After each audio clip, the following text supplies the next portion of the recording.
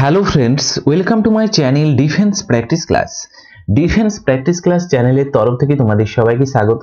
প্রত্যেক দিনের মতো আজকেও চলে এসেছি আরেকটি নতুন ভিডিও নিয়ে। আজকের এই ভিডিওতে আমরা আলোচনা করব ওয়েস্ট বেঙ্গল স্কুল সার্ভিস কমিশনের গ্রুপ সি এবং গ্রুপ ডির জন্য গুরুত্বপূর্ণ কিছু প্রশ্ন উত্তর, এবং পুরোপুরি আমরা নতুন সিলেবাসের উপর ভিত্তি করেই এই প্রশ্নগুলো নিয়ে এসেছি, যেগুলো তোমাদের পরীক্ষাতে আসার চান্স রয়েছে এবং বারবার তোমাদের পরীক্ষাতে রিপিট হয়েছে। সেই প্রশ্নগুলো আজকের এই ভিডিওতে আলোচনা করব।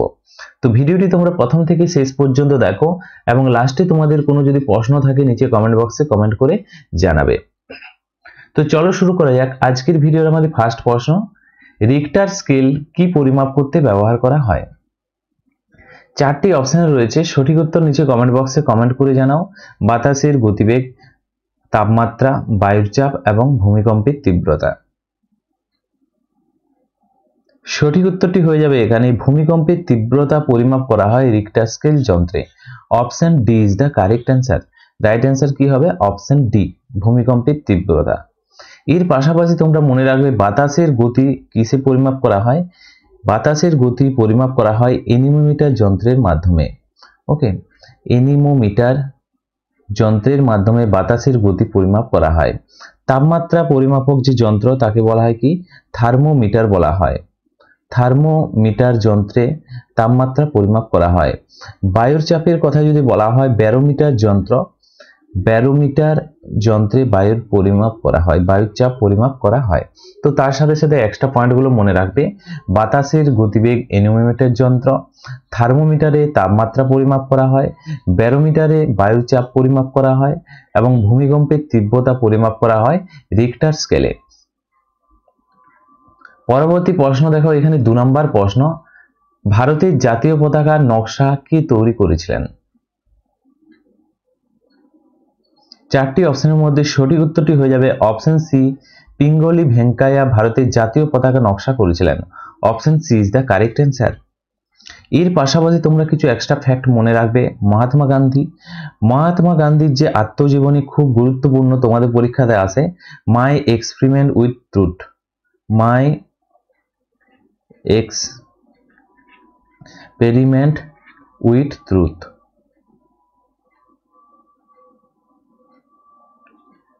এছাড়াও ফ্রেন্ডস তোমরা মনে রাখবে, এখানে তোমাদের পরীক্ষাতে আসে, তিনি 1915 সালে দক্ষিণ আফ্রিকা থেকে ভারতে এসেছিলেন। এবং কবিগুরু রবীন্দ্রনাথ ঠাকুরের কথা যদি বলা হয়, তিনি ভানু সিংহ বা আন্নাকালী পাগড়াঝি নামে পরিচিত এবং তিনি বিশ্বকবি নামে পরিচিত। এবং ভারতের যে জাতীয় অ্যান্থম, ভারতের যে জাতীয় গান জনগণ মন, তিনি এই রচনা করেছিলেন। এবং 1913 সালে গীতাঞ্জলি কাব্যগ্রন্থের জন্য তিনি নোবেল পুরস্কার পেয়েছিলেন এবং তিনি ভারত তথা এশিয়ার প্রথম নোবেল জয়ী। এর পাশাপাশি বঙ্কিমচন্দ্র চট্টোপাধ্যায়ের কথা যদি বলা হয়, তিনি বন্দে মাতরম রচনা করেন। তিনি বন্দে মাতরম রচনা করেন এবং এটি কোথার থেকে নেওয়া হয়েছে? বন্দে মাতরম তোমাদের পরীক্ষাতে আসে, এটি আনন্দমঠ উপন্যাসে, আনন্দমঠ উপন্যাস থেকে নেওয়া হয়েছে বঙ্কিমচন্দ্রের। ক্লিয়ার? তো তার সাথে সাথে এক্সট্রা ফ্যাক্টগুলো মনে রাখবে। মাই এক্সপেরিমেন্ট উইথ ট্রুথ, এটি মহাত্মা গান্ধীর আত্মজীবনী। 1915 সালে তিনি দক্ষিণ আফ্রিকা থেকে ভারতে আসেন। এছাড়াও রবীন্দ্রনাথ ঠাকুরের কথা যদি বলা হয়, 1913 সালে তিনি গীতাঞ্জলি কাব্যগ্রন্থের জন্য নোবেল প্রাইজ পেয়েছিলেন। তিনি ভারত তথা এশিয়ার প্রথম নোবেল জয়ী। এছাড়াও বঙ্কিমচন্দ্রের কথা যদি বলা হয়, বন্দে মাতরম রচনা করেন, যেটি আনন্দমঠ উপন্যাস থেকে গৃহীত। পরবর্তী প্রশ্ন দেখো, 3 নম্বর প্রশ্ন, কোন শহরকে ভারতের সিলিকন ভ্যালি বা সিলিকন সিটি বলা হয়? এই প্রশ্নের সঠিক উত্তরটি হয়ে যাবে এখানে option D is the correct answer. বেঙ্গালুরুকে বলা হয় সিলিকন ভ্যালি বা সিলিকন সিটি। তাছাড়াও বিজ্ঞান নগরীও বলা হয় বেঙ্গালুরুকে। এছাড়াও তোমরা মনে রাখবে, ইসরোর হেডকোয়ার্টার কোথায় অবস্থিত? বেঙ্গালুরুই অবস্থিত। বেঙ্গালোর হচ্ছে কার রাজধানী যদি বলা হয়? কর্ণাটকের রাজধানী। কর্ণাটক রাজ্যের রাজধানী হলো বেঙ্গালোর এবং এখানেই রয়েছে আইটি সেক্টর বা আইটি শিল্পের কেন্দ্র বলা হয় বেঙ্গালুরুকে। ক্লিয়ার? এছাড়াও তোমাদের পরীক্ষাতে আসতে পারে মুম্বাইয়ের কথা। মুম্বাই হচ্ছে মহারাষ্ট্রের রাজধানী, হচ্ছে মুম্বাই শহর। এবং তোমরা মনে রাখবে, অর্থনৈতিক যে রাজধানী বলা হয়, মুম্বাইকে বলা হয়। ভারতের যে প্রাকৃতিক বন্দর সেটি মুম্বাই বন্দর, তোমাদের পরীক্ষাতে আসে। এছাড়াও তোমাদের পরীক্ষাতে আসতে পারে এখানে হেডকোয়ার্টার রয়েছে একটি, আরবিআই রিজার্ভ ব্যাংক অফ ইন্ডিয়ার হেডকোয়ার্টার রয়েছে মুম্বাইতে। চেন্নাইয়ের কথা যদি বলা হয়, ভারতের যে কৃত্রিম বন্দরগাঁও, ওকে, ভারতের কৃত্রিম বন্দর কোথায় রয়েছে? চেন্নাইতে রয়েছে, এবং প্রাকৃতিক রয়েছে মুম্বাইতে। এখান থেকে আর কি প্রশ্ন আসতে পারে দেখো, চেন্নাই থেকে আসতে পারে, এটিকে কি বলা হয়? স্বাস্থ্য রাজধানী বলা হয়, স্বাস্থ্য রাজধানী বলা হয়, ক্যাপিটাল বলা হয়। ওকে, এবং চেন্নাই কার রাজধানী? রাজধানী যদি বলা হয়, তামিলনাড়ুর রাজধানী হচ্ছে চেন্নাই। হায়দ্রাবাদের কথা যদি বলা হয়, তেলেঙ্গানার রাজধানী হচ্ছে হায়দ্রাবাদ, তেলেঙ্গানার রাজধানী হচ্ছে হায়দ্রাবাদ। তো তার সাথে সাথে এই পয়েন্টগুলো মনে রাখবে। আরেকবার আমি তোমাদেরকে রিভাইজ করাই দিচ্ছি। সিলিকন ভ্যালি বা সিলিকন সিটি বলা হয় বেঙ্গালুরুকেই বলা হয়। কর্ণাটকের রাজধানী হলো বেঙ্গালুরু, ইসরোর হেডকোয়ার্টার রয়েছে এখানে। ওকে, আইটি সেক্টর বা আইটি শিল্পের জন্য বেঙ্গালুরুকেই বলা হয়। মুম্বাইয়ের কথা হচ্ছে মহারাষ্ট্রের রাজধানী মুম্বাই, প্রাকৃতিক বন্দরগাঁও হচ্ছে মুম্বাই বন্দরগাঁও, যেখানে রিজার্ভ ব্যাংক অফ ইন্ডিয়ার হেডকোয়ার্টার রয়েছে মুম্বাইতে। কৃত্রিম বন্দরগাঁওয়ের কথা যদি বলা হয় চেন্নাই, তাকে স্বাস্থ্য রাজধানী বলা হয়, এবং তামিলনাড়ুর রাজধানী হচ্ছে চেন্নাই, এবং তেলেঙ্গানার রাজধানী হলো হায়দ্রাবাদ। তো তার সাথে সাথে এক্সট্রা ফ্যাক্টগুলো মনে রাখবে। তো আমি তোমাদেরকে প্রশ্নের সাথে সাথে এক্সট্রা পয়েন্টগুলো আলোচনা করে দেব, যেগুলো তোমাদের পরীক্ষার জন্য খুবই গুরুত্বপূর্ণ। নেক্সট প্রশ্ন দেখো 4 নাম্বার, ভারতীয় সংবিধানের অভিভাবক কাকে বলা হয়? রাষ্ট্রপতি, প্রধানমন্ত্রী, পার্লামেন্ট এবং সুপ্রিম কোর্টের মধ্যে সঠিক উত্তর হয়ে যাবে অপশন ডি, সুপ্রিম কোর্টকে বলা হয়। তো সুপ্রিম কোর্ট এটি সংবিধানের যে চূড়ান্ত ব্যাখ্যাকারক বা নাগরিকদের যে মৌলিক অধিকারের যে রক্ষা করে সুপ্রিম কোর্ট, এবং এটি কত নম্বর আর্টিকেলে উল্লেখ রয়েছে সংবিধানের অভিভাবক? আর্টিকেল 32 নম্বরে উল্লেখ রয়েছে সুপ্রিম কোর্টের কথা, এবং তার অধীনে নাগরিকদের সংবিধানের যে প্রতিকারের অধিকার দেয়। এর পাশাপাশি দেখে নাও রাষ্ট্রপতির কথা।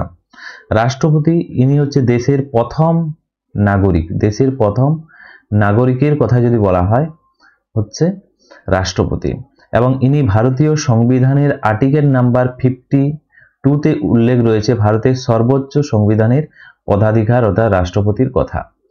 প্রধানমন্ত্রীর কথা যদি বলা হয়, ইনি হচ্ছেন প্রধান অর্থাৎ লোকসভার যে সংখ্যাগরিষ্ঠ দলের নেতা এবং সরকারের প্রধান, গভর্নমেন্টের প্রধান। ওকে, সরকারের প্রধান হচ্ছেন প্রধানমন্ত্রী, এবং বর্তমানে প্রধানমন্ত্রী রয়েছে নরেন্দ্র মোদী। এর পাশাপাশি তোমরা মনে রাখবে পার্লামেন্টের কথা। পার্লামেন্ট কাকে কাকে নিয়ে গঠিত? এক হচ্ছে লোকসভা, রাজ্যসভা এবং রাষ্ট্রপতিকে নিয়ে গঠিত পার্লামেন্ট।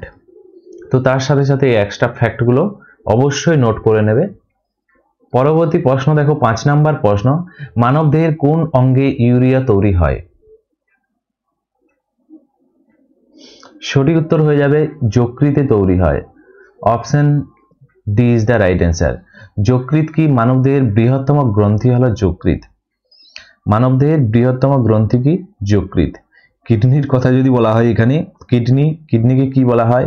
কিডনিকে বলা হয় বৃক্ক বলা হয়। এটি ইউরিয়াকে রক্ত থেকে ফিল্টার করে মূত্রর মাধ্যমে শরীর থেকে বার করে দেয় কিডনি। এবং প্লিহার কথা যদি বলা হয়, একে কি বলা হয়? রেড ব্লাড সেল বলা হয়, খুবই গুরুত্বপূর্ণ। রেড ব্লাড সেল এর কবরস্থান বলা হয়, একে কবরস্থান বলা হয় প্লিহাকে, অর্থাৎ আরবিসির কবরস্থান বলা হয় প্লিহাকে। হৃৎপিণ্ডের কথা যদি বলা হয়, এখানে রক্তকে কি করে? রক্তকে পাম্প করে হৃৎপিণ্ড। তো রক্তকে পাম্প করে সারা শরীরে রক্তকে সঞ্চালন করে। এর পাশাপাশি কালকে আমরা আলোচনা করেছিলাম মানব শরীরে হৃৎপিণ্ডে কতগুলো প্রকোষ্ঠ থাকে। মানব শরীরে থাকে হৃৎপিণ্ডে 4টি প্রকোষ্ঠ থাকে। এছাড়াও তোমাদের পরীক্ষাতে আসে যে ব্যাঙের হৃৎপিণ্ডে কটা থাকে? 3টা থাকে প্রকোষ্ঠ ব্যাঙে। মাছের হৃৎপিণ্ডে থাকে 2টি প্রকোষ্ঠ থাকে। তো এই পয়েন্টগুলো মনে রাখবে। মানব অর্থাৎ মানুষের 4টি, ব্যাঙের 3টি এবং মাছের 2টি প্রকোষ্ঠ নিয়ে গঠিত। নেক্সট প্রশ্ন দেখো 6 নম্বর প্রশ্ন, বিশ্বের প্রাচীনতম পরিচিত শহর কোনটি? এখানে 4টি অপশন রয়েছে, সঠিক উত্তর কি হবে? রাইট অ্যান্সার হয়ে যাবে option C is the correct answer, Damascus. এই দামাস্কাল এটি কার রাজধানী? সিরিয়ার রাজধানী। সিরিয়ার রাজধানী হলো দামাস্কাল। এটি হচ্ছে প্রাচীনতম শহর। এছাড়াও আরেকটি এখানে শহর রয়েছে, যেমন বেবিলনের কথা যদি বলা হয়, বেবিলন এটি হচ্ছে মেসোপটেমিয়ার একটি প্রাচীন শহর। মেসোপটেমিয়ার একটি প্রাচীন শহর হলো বেবিলন, যা কোথায় অবস্থিত? ইরাকে অবস্থিত মেসোপটেমিয়া। এবং এখানে বিখ্যাত বেবিলিয়নের যে ঝুলন্ত উদ্যান তা রয়েছে। পরবর্তী প্রশ্ন দেখো, 7 নম্বর প্রশ্ন, বিশ্ব পরিবেশ দিবস কবে পালিত হয়? খুবই গুরুত্বপূর্ণ এই প্রশ্নটা, তোমাদের পরীক্ষাতে প্রচুরবার এসেছে। ভিডিওতে যতগুলো প্রশ্ন নিয়েছি সবগুলোই বারবার রিপিট হয়েছে তোমাদের পরীক্ষাতে, এবং এই প্রশ্নগুলোই তোমাদের পরীক্ষাতে আসবে। তার জন্য বলছি ভিডিওটি প্রথম থেকে শেষ পর্যন্ত অবশ্যই দেখো, স্কিপ না করে। রাইট অ্যান্সার হয়ে যাবে এখানে option B is the right answer. 5ই জুন বিশ্ব পরিবেশ দিবস হিসাবে পালন করা হয়, এবং প্রথমবার 1974 সালে বিশ্ব পরিবেশ দিবস পালন করা হয়েছিল। তোমাদের পরীক্ষাতে আসতে পারে প্রথম কবে পালন করা হয়েছিল? 1974 সালের 5ই জুন, এবং এই দিনটিকেই বিশ্ব পরিবেশ দিবস হিসাবে পালন করা হয়। 22শে এপ্রিলের কথা যদি বলা হয়, একে কি বলা হয়? ধরিত্রী দিবস বলা হয়, বা পৃথিবী দিবস, পৃথিবী দিবস বলা হয়, বা ধরিত্রী দিবস। 1 ডিসেম্বর, 1 ডিসেম্বরের কথা যদি বলা হয়, এখানে কি বলা হয়? এইডস ডে বলা হয়। খুবই গুরুত্বপূর্ণ। ওকে, এছাড়াও 16ই সেপ্টেম্বরের কথা যদি বলা হয়, একে কি বলা হয়? বিশ্ব ওজোন দিবস বলা হয়, বিশ্ব ওজোন ডে বলা হয়। তো তার সাথে সাথে এক্সট্রা ফ্যাক্টগুলো মনে রাখবে। পৃথিবী দিবস বা ধরিত্রী দিবস, 22শে এপ্রিল, 5ই জুন বিশ্ব পরিবেশ দিবস, 1 ডিসেম্বর এইডস ডে, 16ই September ozone day. Next 8 number প্রশ্ন, প্রথম ফুটবল বিশ্বকাপ কোন দেশ জিতেছিল? রাইট অ্যান্সার হয়ে যাবে Uruguay. Option D is the correct answer. Uruguay 1930 সালে প্রথম জিতেছিল, এবং প্রথম বিশ্বকাপ অনুষ্ঠিত হয়েছিল, এবং তারা অর্থাৎ উরুগুয়ে আর্জেন্টিনাকে 4-2 গোলে পরাজিত করেছিল। ক্লিয়ার? এছাড়াও ব্রাজিলের কথা যদি তোমরা বলো, ফুটবল বিশ্বকাপের সবচেয়ে বেশি শিরোপা জিতেছিল ব্রাজিল, তার মধ্যে 5 বার ব্রাজিলেই জিতেছিল। নেক্সট প্রশ্ন দেখো, এখানে 9 নম্বর প্রশ্ন, বিশ্ববিখ্যাত যে বই মাই এক্সপেরিমেন্ট উইথ ট্রুথ কে লিখেছেন? তো একটু আগেই বললাম, আলোচনা করে দিয়েছিলাম, সঠিক উত্তর হয়ে যাবে মহাত্মা গান্ধীর আত্মজীবনী হলো my experiment with truth. Option C is the correct answer. এছাড়াও তোমরা মনে রাখবে জওহরলাল নেহরুর কথা, তার যে বিখ্যাত গ্রন্থ ডিসকভারি অফ ইন্ডিয়া, খুবই গুরুত্বপূর্ণ, ডিসকভারি অফ ইন্ডিয়া। এটি হচ্ছে জওহরলাল নেহরু, পণ্ডিত জওহরলাল নেহরু ভারতের প্রথম প্রাইম মিনিস্টার ছিল। প্রথম প্রাইম মিনিস্টার হচ্ছেন পণ্ডিত জওহরলাল নেহরু। বি.আর. আম্বেদকরের কথা যদি বলা হয়, তার বিখ্যাত গ্রন্থ হচ্ছে এনিহিলেশন অফ কাস্ট। খুবই গুরুত্বপূর্ণ, অবশ্যই নোট করে নেবে। এনিহিলেশন অফ কাস্ট, এনিহিলেশন অফ কাস্ট এটি হচ্ছে বি.আর. আম্বেদকরের, যাকে ভারতীয় সংবিধানের স্থপতি বা জনক বলা হয়। পরবর্তী প্রশ্ন দেখো, 10 নম্বর প্রশ্ন, শিখ ধর্মের পঞ্চম গুরু কে ছিলেন? রাইট অ্যান্সার হয়ে যাবে Guru Arjun Dev. Option C is the correct answer. এছাড়াও তোমরা মনে রাখবে তিনি আদি গ্রন্থ রচনা করেছিলেন। আদি গ্রন্থের রচয়িতা হলেন গুরু অর্জুন দেব। গুরু নানকের কথা যদি এখানে বলা হয়, শিখ ধর্মের প্রতিষ্ঠাতা হচ্ছে গুরু নানক, এবং তিনি ছিলেন প্রথম গুরু। এবং গুরু গোবিন্দ সিংহের কথা যদি বলা হয়, তিনি হচ্ছে 10ম শিখ গুরু, বা শেষ শিখ গুরু হলেন গুরু গোবিন্দ সিং, যিনি খালসা প্রবর্তন করেছিলেন। খুবই গুরুত্বপূর্ণ প্রশ্ন, এগুলো তোমরা নোট করে নেবে। শিখ ধর্মের যে প্রতিষ্ঠাতা মানা হয় গুরু নানককেই মানা হয়, এবং পঞ্চম শিখ গুরু হলেন গুরু অর্জুন দেব, যিনি আদি গ্রন্থের রচয়িতা। 10ম শিখ গুরু বা শেষ শিখ গুরু হল গুরু গোবিন্দ সিং, যিনি খালসা প্রবর্তন করেছিলেন। নেক্সট প্রশ্ন দেখো, 11 নম্বর প্রশ্ন, ভারতীয় অর্থনীতির প্রাথমিক খাত কোনটি? চারটি অপশন রয়েছে, ব্যাংকিং, পরিবহন, শিক্ষা এবং কৃষি। রাইট অ্যান্সার হয়ে যাবে অপশন ডি, কৃষি। তো প্রাথমিক খাতে কাঁচামাল উত্তোলন বা উৎপাদন করা হয় কৃষিক্ষেত্রে, option D is the right answer. এছাড়াও তোমরা মনে রাখবে ব্যাংকিং, পরিবহন বা শিক্ষা এগুলি হলো তৃতীয় খাত, পরিষেবা খাতের অংশ এগুলি, এবং এগুলি হচ্ছে তৃতীয় খাত, এগুলি থার্ড খাত, এগুলি সবই হচ্ছে তৃতীয় খাত। নেক্সট প্রশ্ন দেখো, 12 নম্বর প্রশ্ন, লাইফলাইন অফ ইন্ডিয়া কাকে বলা হয়? চারটি অপশন রয়েছে, এই চারটি অপশনের মধ্যে সঠিক উত্তর হয়ে যাবে ভারতীয় রেলওয়েকে বলা হয় লাইফলাইন অফ ইন্ডিয়া। ভারতের যে অর্থনীতি এবং পরিবহনের যে বিশাল গুরুত্বের জন্যই ভারতের লাইফলাইন বলা হয় ভারতীয় রেলকে, option C is the correct answer. পরবর্তী প্রশ্ন দেখো, 13 নম্বর প্রশ্ন, ভারতীয় সংবিধানের প্রস্তাবনা কোন দেশ থেকে নেওয়া হয়েছে? সঠিক উত্তরটি হয়ে যাবে অপশন ডি, মার্কিন যুক্তরাষ্ট্র অর্থাৎ ইউএস থেকে নেওয়া হয়েছে সংবিধানের প্রস্তাবনা, option D is the right answer. এছাড়াও তোমরা মনে রাখবে ব্রিটেনের সংবিধান থেকে কি নেওয়া হয়েছে? একক নাগরিকত্ব, একক যে নাগরিকত্ব নেওয়া হয়েছে ব্রিটেনের সংবিধান থেকে। তাছাড়াও সংসদীয় যে শাসন ব্যবস্থা, তাছাড়াও রুল ল অর্থাৎ আইনের শাসন, ওকে, আইন কানুন সবই নেওয়া হয়েছে ব্রিটেনের সংবিধান থেকে। রাশিয়ার কথা যদি বলা হয়, খুবই গুরুত্বপূর্ণ,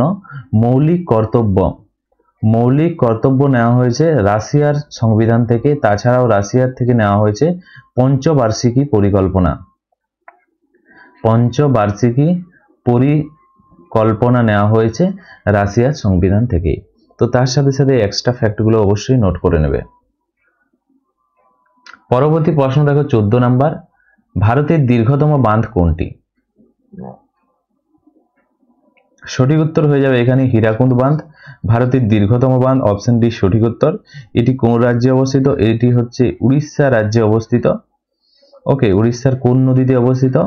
মহানদীতে অবস্থিত হীরাকুন্দ বাঁধ, এবং ভারতের এটি দীর্ঘতম বাঁধ। এখান থেকে আসে তেহরি বাঁধের কথা, এটি হচ্ছে ভারতের উচ্চতম বাঁধ। ভারতের উচ্চতম বাঁধ হলো তেহরি বাঁধ। এটি কোন নদীর উপর অবস্থিত? এটি হচ্ছে ভাগীরথী নদীর উপর অবস্থিত। এবং কোন রাজ্যের কথা যদি বলা হয়, রাজ্য হচ্ছে এটা উত্তরাখণ্ড রাজ্যে অবস্থিত তেহরি বাঁধ। নেক্সট প্রশ্ন দেখো, 15 নম্বর প্রশ্ন, পেনিসিলিন কে আবিষ্কার করেন? সঠিক উত্তর হয়ে যাবে Alexander Fleming, option C is the correct answer. খুবই গুরুত্বপূর্ণ, পেনিসিলিন হলো বিশ্বের প্রথম অ্যান্টিবায়োটিক, যিনি আবিষ্কার করেছিলেন 1928 সালে আলেকজান্ডার ফ্লেমিং এটি আবিষ্কার করেছিলেন। লুই পাস্তুরের কথা যদি বলা হয়, তিনি রেবিস টিকা আবিষ্কার করেছিলেন তিনি। ওকে, এছাড়াও তোমরা মনে রাখবে তিনি পাস্তুরাইজেশন পদ্ধতি প্রবর্তন করেছিলেন। এছাড়াও এডওয়ার্ড জেনারের কথা এখানে যদি বলা হয়, তিনি বসন্ত রোগের টিকা আবিষ্কার করেন। তো রেবিস টিকা আবিষ্কার করেছিলেন Louis Pasteur, Alexander Fleming penicillin আবিষ্কার করেছিলেন 1928 সালে, এবং বসন্ত রোগের টিকা এডওয়ার্ড জেনার আবিষ্কার করেন। নেক্সট দেখো, 16 নম্বর প্রশ্ন, ভারতীয় স্বাধীনতার সময় ব্রিটেনের প্রধানমন্ত্রী কে ছিলেন? রাইট অ্যান্সার হয়ে যাবে এখানে Clement Attlee, option C is the correct answer. তিনি লেবার পার্টির নেতা ছিলেন। কি পার্টির? লেবার পার্টির নেতা ছিলেন। এছাড়াও তোমাদের পরীক্ষাতে এখানে আসতে পারে, দেখো উইনস্টন চার্চিলের কথা, তিনি দ্বিতীয় বিশ্বযুদ্ধের সময় ব্রিটেনের প্রধানমন্ত্রী ছিলেন। দ্বিতীয় যে বিশ্বযুদ্ধ হয় তার সময় ব্রিটেনের প্রধানমন্ত্রী ছিলেন তিনি। নেক্সট প্রশ্ন দেখো, 17 নম্বর প্রশ্ন, প্রথম পানিপথের যুদ্ধ কবে হয়েছিল? তো এখানে খুবই গুরুত্বপূর্ণ একটি প্রশ্ন। প্রথম যুদ্ধ, দ্বিতীয় যুদ্ধ, তৃতীয় যুদ্ধ তোমাদের পরীক্ষাতে আসে পানিপথের।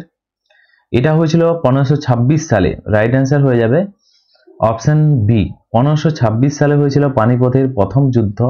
এই যুদ্ধ হয়েছিল কাদের মধ্যে? বাবরের মধ্যে হয়েছিল, বাবর এবং ইব্রাহিম লোদি। বাবর এবং ইব্রাহিম লোদির মধ্যে পানিপথের প্রথম যুদ্ধ হয়েছিল এবং এখানেই ভারতের মুঘল সাম্রাজ্যের সূচনা হয়, যেখানে বাবর জয়ী হয় ইব্রাহিম লোদিকে পরাস্ত করে পানিপথের প্রথম যুদ্ধে। এছাড়াও তোমরা মনে রাখবে আরো পানিপথের দ্বিতীয় যুদ্ধ, যেটি 1556 সালে হয়েছিল। পানিপথের দ্বিতীয় যুদ্ধ এটি কাদের মধ্যে হয়েছিল? এটি হয়েছিল আকবর এবং হেমুর মধ্যে হয়েছিল। আকবর এবং হেমুর মধ্যে এই যুদ্ধ হয়েছিল, পানিপথের দ্বিতীয় যুদ্ধ, যেখানে হেমুকে পরাজিত করে আকবর জয়ী হয়। এবং 1761-র কথা যদি বলা হয়, এখানে হয় পানিপথের তৃতীয় যুদ্ধ। কাদের মধ্যে হয়েছিল তৃতীয় যুদ্ধ? এটি হয়েছিল মারাঠাদের সাথে হয়েছিল আফগানদের এই যুদ্ধ হয়েছিল। খুবই গুরুত্বপূর্ণ, অবশ্যই নোট করে নেবে। পানিপথের প্রথম যুদ্ধ বাবর এবং ইব্রাহিম লোদির মধ্যে 1526 সালে এই যুদ্ধ হয়েছিল। অপশন বি এখানে সঠিক উত্তর। পানিপথের দ্বিতীয় যুদ্ধের কথা যদি বলা হয়, এই যুদ্ধ হয়েছিল আকবর এবং হেমুর মধ্যে হয়েছিল দ্বিতীয় যুদ্ধ। 1761 সালে হয়েছিল পানিপথের তৃতীয় যুদ্ধ, যেখানে মারাঠা এবং আফগানদের মধ্যে এই যুদ্ধ হয়েছিল। তো এই পয়েন্টগুলো তোমরা মনে রাখবে, খুবই গুরুত্বপূর্ণ। প্রথম, দ্বিতীয় এবং তৃতীয় তোমাদের পরীক্ষাতে আসে। নেক্সট হলো 18 নম্বর প্রশ্ন, প্রথম গোলটেবিলের বৈঠক কবে অনুষ্ঠিত হয়? এই প্রশ্নের সঠিক উত্তর হয়ে যাবে 1930 সালে হয় প্রথম গোলটেবিল বৈঠক। Option B is the correct answer. এছাড়াও রয়েছে তোমাদের অপশন সি, 1931 এবং 1932-এর কথা যদি বলা হয়, এই দুইটি সালে যথাক্রমে দ্বিতীয় এবং তৃতীয় গোলটেবিল বৈঠক অনুষ্ঠিত হয়েছিল, যেখানে ডক্টর বি আর আম্বেদকর খুবই গুরুত্বপূর্ণ, আম্বেদকর এই দুইটি অর্থাৎ এই তিনটি গোলটেবিল বৈঠকেই তিনি যোগ দিয়েছিলেন। তোমাদের পরীক্ষাতে আসে প্রথম গোলটেবিল, দ্বিতীয় গোলটেবিল এবং তৃতীয় গোলটেবিল বৈঠকে যথাক্রমে কে এই তিনটি গোলটেবিলেই অংশগ্রহণ করেছিলেন বা যোগ দিয়েছিলেন, তখন হয়ে যাবে ডক্টর বি আর আম্বেদকর। নেক্সট দেখো প্রশ্ন, 19 নম্বর প্রশ্ন, সৌরজগতের সবচেয়ে ছোট্ট গ্রহ কোনটি? সঠিক উত্তর ফটাফট নিচে কমেন্ট বক্সে কমেন্ট করে জানাও। রাইট অ্যান্সার হয়ে যাবে অপশন ডি, বুধ হচ্ছে সৌরজগতের সবচেয়ে ছোট্ট গ্রহ। এবং সূর্যের নিকটতম গ্রহের কথা যদি বলা হয়, বুধ গ্রহ, এবং এটি সৌরজগতের সবচেয়ে ছোট। Option D is the correct answer.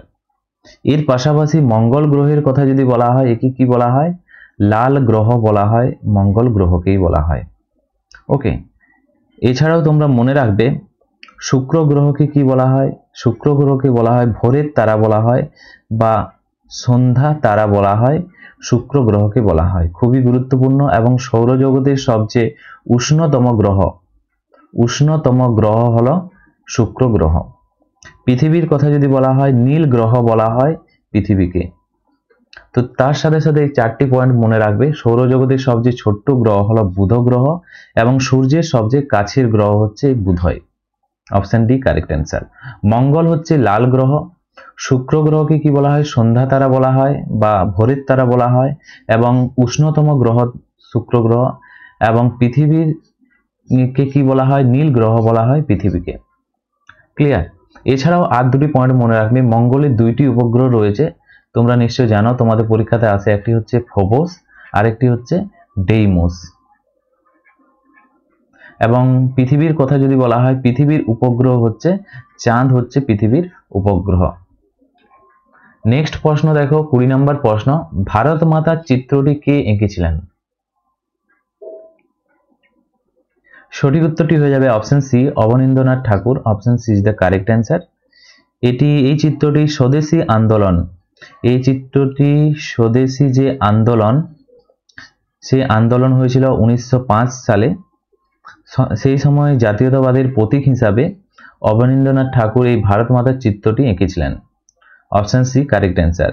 Rabindranath ঠাকুরের কথা যদি বলা হয়, তিনি শান্তিনিকেতন প্রতিষ্ঠা করেন, তিনি শান্তিনিকেতন প্রতিষ্ঠা করেছিলেন, এবং রবীন্দ্রনাথ ঠাকুর এই ভানুসিংহ, আন্নাকালী পাগরাসি এবং কবিগুরু নামে পরিচিত। নেক্সট দেখো 21 নম্বর প্রশ্ন, ভারতের প্রথম রাষ্ট্রপতি কে ছিলেন? সঠিক উত্তর হয়ে যাবে ডক্টর রাজেন্দ্র প্রসাদ।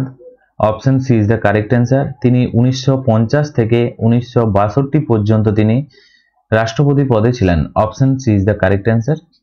এছাড়াও পণ্ডিত জওহরলাল নেহরুর কথা যদি বলা হয়, ভারতের প্রথম প্রাইম মিনিস্টার অর্থাৎ প্রধানমন্ত্রী ছিলেন তিনি। বল্লভভাই প্যাটেলের কথা যদি বলা হয়, ভারতের প্রথম উপপ্রধানমন্ত্রী ছিলেন। তাছাড়াও স্বরাষ্ট্রমন্ত্রী বলা হয় তাকে, স্বরাষ্ট্রমন্ত্রী ছিলেন তিনি, এবং তিনি লৌহ মানব বা আয়রন ম্যান নামে পরিচিত, সর্দার বল্লভভাই প্যাটেল। এছাড়াও সর্বপল্লী রাধাকৃষ্ণনের কথা যদি বলা হয়, তিনি ছিলেন ভারতের প্রথম উপরাষ্ট্রপতি ছিলেন, এবং তার জন্মদিনই প্রত্যেক বছর 5ই সেপ্টেম্বর শিক্ষক দিবস হিসাবে পালন করা হয়। নেক্সট প্রশ্ন দেখো, এখানে 22 নম্বর প্রশ্ন, লোহার মানুষ নামে কে পরিচিত? তো একটু আগেই বললাম, লৌহ মানব বা আয়রন ম্যান নামে পরিচিত। Option C Sardar Vallabhbhai Patel. স্বাধীন ভারতের রাষ্ট্রগুলি একত্রিত করার কারণে কঠিন ভূমিকা পালন করার জন্য তাকে লৌহ মানব অর্থাৎ আয়রন ম্যান নামে ডাকা হয়। Option C is the correct answer. এছাড়াও তোমরা মনে রাখবে সুভাষচন্দ্র বসুর কথা, তাকে নেতাজি নামে ডাকা হয়। ওকে, মহাত্মা গান্ধীকে কি নামে ডাকা হয়? তাকে রাষ্ট্রপিতা বলে ডাকা হয়। ওকে, তাছাড়াও তোমরা মনে রাখবে এখানে লালা লাজপত রায়, তাকে কি নামে ডাকা হয়? তাকে ডাকা হয় পাঞ্জাব কেসরি নামে ডাকা হয়। খুবই গুরুত্বপূর্ণ এই পয়েন্টগুলো মনে রাখবে। এবং নেতাজির কথা বলা হয়েছে, এখানে আরেকটি প্রশ্ন আসতে পারে, জয় হিন্দ এই স্লোগানটি দিয়েছিলেন নেতাজি সুভাষচন্দ্র বসু। ওকে, তো রাষ্ট্রপিতা মহাত্মা গান্ধী, নেতাজি সুভাষচন্দ্র বসু, জয় হিন্দ স্লোগান তিনি দিয়েছিলেন সর্দার বল্লভভাই প্যাটেল, লৌহ মানব বা আয়রন ম্যান পাঞ্জাব কেসরি নামে পরিচিত লালা লাজপত রায়। নেক্সট দেখো 23 নম্বর প্রশ্ন, লাইফ ডিভাইন গ্রন্থের রচয়িতা কে? লাইফ ডিভাইন এবং আরেকটি আছে ডিভাইড কমেডি, যেটি দন্তের লেখা, এবং লাইফ ডিভাইনের কথা বলা হয়েছে Shri Aurobindo is the right answer. Option C সঠিক উত্তর। এবং তোমরা মনে রাখবে এটি তার একটি বিখ্যাত দার্শনিক গ্রন্থ। এটি কি দার্শনিক একটি গ্রন্থ। এছাড়াও তোমাদের পরীক্ষাতে আসতে পারে স্বামী বিবেকানন্দের সম্বন্ধে আমরা আলোচনা করিনি। স্বামী বিবেকানন্দ সম্বন্ধে আমরা বলছি 1897 সালে তিনি রামকৃষ্ণ মিশন প্রতিষ্ঠা করেন। খুবই গুরুত্বপূর্ণ, রামকৃষ্ণ মিশন কে প্রতিষ্ঠা করেন? স্বামী বিবেকানন্দ 1897 সালে। নেক্সট প্রশ্ন দেখো, এখানে 24 নম্বর প্রশ্ন, আন্তর্জাতিক বিচারালয় কোথায় অবস্থিত? সঠিক উত্তর হয়ে যাবে এখানে নেদারল্যান্ডের হেগে। Option D is the right answer. Right answer হয়ে যাবে অপশন ডি। এবং নিউ ইয়র্কের কথা যদি বলা হয়, এখানে ইউএনওর হেডকোয়ার্টার, রাষ্ট্রপুঞ্জের হেডকোয়ার্টার নিউ ইয়র্ক। এছাড়াও জেনেভার কথা যদি বলা হয়, জেনেভা ওয়ার্ল্ড হেলথ অর্গানাইজেশন, তাছাড়াও ওয়ার্ল্ড ট্রেড অর্গানাইজেশনের হেডকোয়ার্টার রয়েছে সুইজারল্যান্ডের জেনেভাতে। নেক্সট প্রশ্ন দেখো 25 নম্বর প্রশ্ন, ভারতীয় সংবিধানের কোন ধারায় সংবিধানের আত্মা বলা হয়? কোন ধারায়কে? এই প্রশ্নের রাইট অ্যান্সার হয়ে যাবে দেখো option D is the correct answer. ধারা 32কে সংবিধানের আত্মা বলা হয়, কারণ এটি সংবিধানের যে প্রতিকারের অধিকার তা প্রদান করে। সংবিধানের যে প্রতিকারের যে অধিকার তা প্রদান করে ধারা 32, তাই তাকে সংবিধানের আত্মা বলা হয়। এছাড়াও ধারা 19-এর কথা যদি বলা হয়, এটি স্বাধীনতার অধিকার, স্বাধীনতার যে অধিকার সংবিধান 19-এ উল্লেখ রয়েছে। সংবিধান 21-এর কথা যদি বলা হয়, এখানে রয়েছে জীবন বা ব্যক্তিত্বের অধিকার, জীবন বা ব্যক্তিত্বের বা ব্যক্তিগতের অধিকার রয়েছে এখানে। ওকে, বা বাক স্বাধীনতার অধিকারের কথা যদি বলা হয়, ধারা 21-এই উল্লেখ রয়েছে। তো তার সাথে সাথে এই এক্সট্রা ফ্যাক্টগুলো অবশ্যই মনে রাখবে। সংবিধানের আত্মা বলা হয় ধারা 32-কে, কারণ এখানে প্রতিকারের অধিকার বর্ণনা করা রয়েছে। এছাড়াও যদি বলা হয় ধারা 19-এ কি উল্লেখ রয়েছে? স্বাধীনতার অধিকার উল্লেখ রয়েছে, যেমন বাক স্বাধীনতা।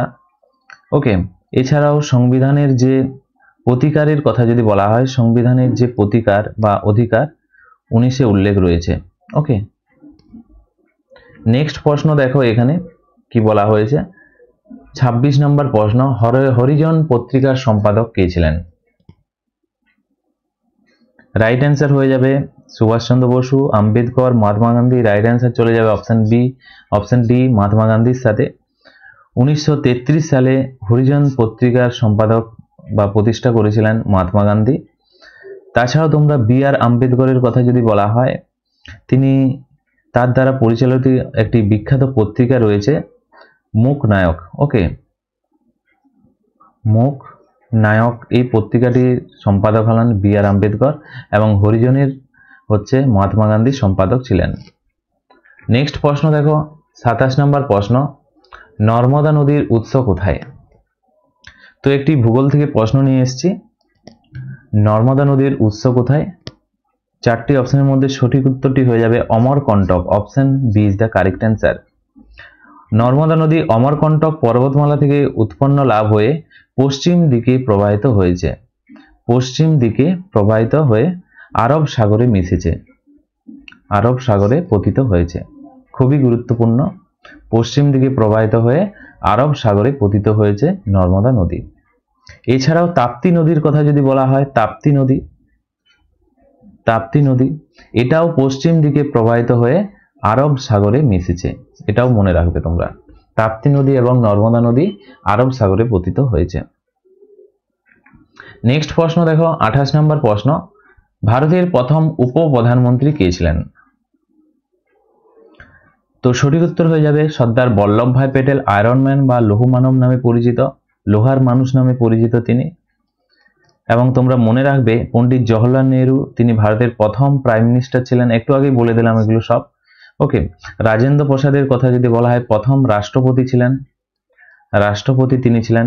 এবং বি.আর. আম্বেদকরের কথা যদি বলা হয়, প্রথম তিনি কি ছিলেন? আইন মন্ত্রী, ল মিনিস্টার ছিলেন তিনি। ওকে, তো তার সাথে সাথে এই পয়েন্টগুলো নোট করে নেবে।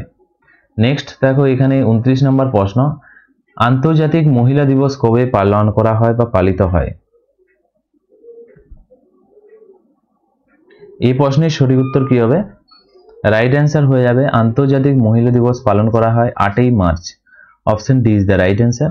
ক্লিয়ার। 10ই জানুয়ারির কথা যদি বলা হয়, কি পালন করা হয়? বিশ্ব হিন্দি দিবস পালন করা হয়। বিশ্ব হিন্দি দিবস পালন করা হয়।